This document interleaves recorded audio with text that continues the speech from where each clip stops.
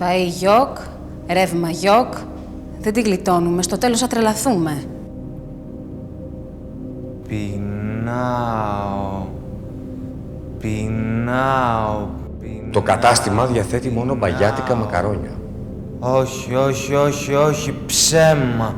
Ναι, αλήθεια.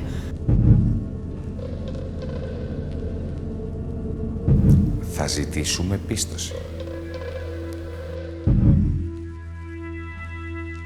Θα σας δώσω τι χρειάζεστε, με έναν όρο.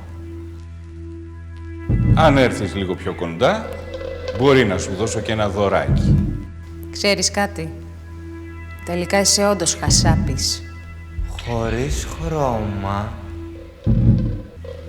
χωρίς σώμα, τούτη η αγάπη, πού πηγαίνει? Το τραπέζι θα γίνει κανονικά. Τι θα φτιάξεις τελικά?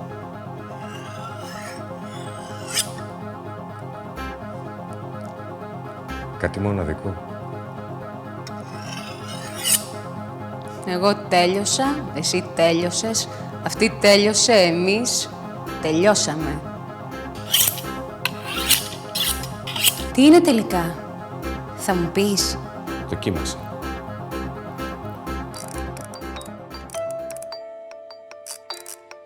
Ας αποκριθούν αυτές οι λέξεις για αυτό που έγινε να μην ξαναγίνει. Ήρθε η κρίση να μην είναι πολύ βαριά για μας